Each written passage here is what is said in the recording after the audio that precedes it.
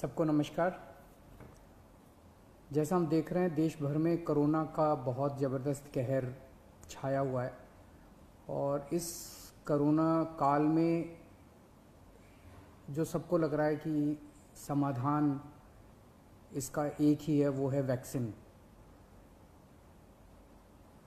दिल्ली सरकार ने निर्णय लिया है कि 18 साल से ऊपर की उम्र के लोगों को फ्री वैक्सीन दी जाएगी।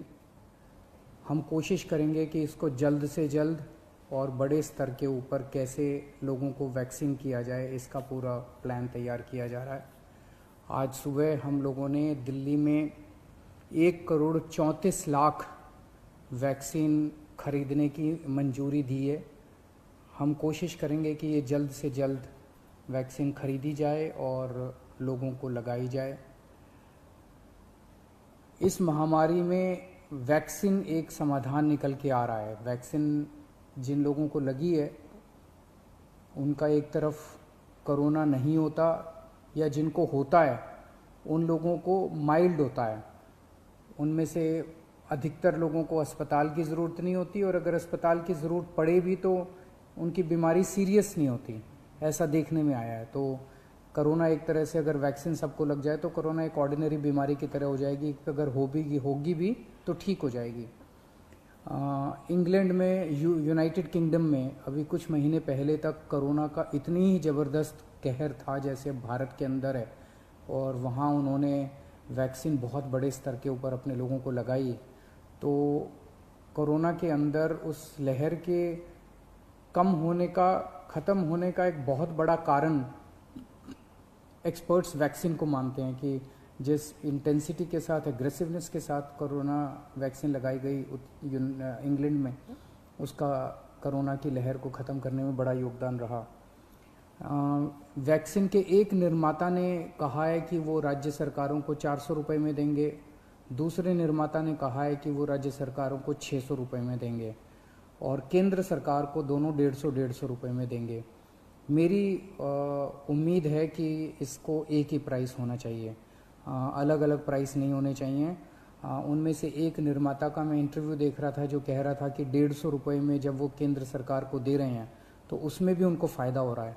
तो अगर 150 रुपये में भी उनको फ़ायदा है, उसमें नुकसान नहीं है, तो 400 रुपये में और 600 रुपये में तो बहुत ज़्यादा फ़ायदा है। ये समय ऐसा है जो कि इंसानियत को मदद करने का समय है। ये समय ऐसा है जो प्रॉफिट कमाने का समय नहीं है। देश भर के अंदर केंद्र सरकार ने कई दवाइयों के प्राइसेस के ऊपर कैप लगाए। अलग अलग राज्य सरकारों ने हॉस्पिटल्स के प्राइसेस के ऊपर कैप लगाए कि अस्पताल जो हैं इससे ज़्यादा नहीं ले सकते दाम, इस चीज़ के इतने लेंगे, इस चीज़ के इतने लेंगे। ऐसे समय में जब सारा देश मिलके कोरोना की लड़ाई लड़ रहा है, मैं समझता हूँ एक तरफ मैं वैक्सीन मैन्युफैक्चरर्स से अपील करता हूँ कि एक तरफ वो खुद भी इस प्राइस को खुद ब खुद 150 रुपये पे ले आएंगे। पूरी ज़िंदगी पड़ी है प्रॉफिट कमाने के लिए। ये टाइम, कोरोना जब महामारी इतने बड़े स्तर पे फैली हुई है, लोगों से ये प्रॉफिट कमाने का टाइम नहीं है। मैं केंद्र सरकार से भी अपील करता हूँ कि अगर ज़रूरत पड़े तो इसकी भी कैपिंग की जाए और इस प्राइस को कम किया जाए।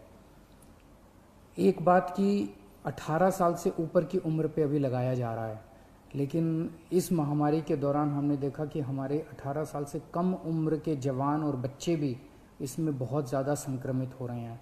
उनमें से कुछ लोगों की मौत भी हुई है। तो उनके लिए भी अब हमें सोचने का टाइम आ गया है कि अगर यही वैक्सीन्स उनको भी लगाई जा सकती हैं, उनके लिए भी सेफ़ और इफ़ेक्टिव हैं, तो यही वैक्सीन लगाई जाएं।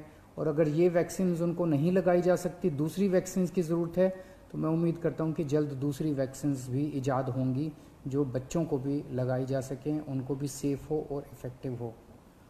दिल्ली में ऑक्सीजन बेड्स बढ़ाने का इस टाइम बहुत बड़े स्तर पे हम लोग काम कर रहे हैं।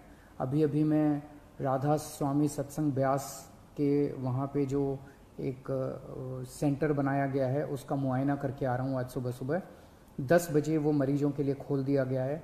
लगभग 500 बेड्स शुरू किए जा रहे हैं। आज 150 बेड्स हैं, अगले 1-2 दिन में 500 बेड्स हो जाएंगे। उसके 2-4 दिन के अंदर इसको 2000 बेड्स तक और फिर 5000 बेड्स तक ले जाया जाएगा। इसके साथ साथ वहीं पे 200 बेड्स का आईसीयू भी तैयार कर रहे हैं राधा स्वामी सत्संग में, और तो मैं उम्मीद इसी तरह से पूरे दिल्ली के अंदर कई जगह फैसिलिटीज़ क्रिएट की जा रही हैं ऑक्सीजन बेड्स की।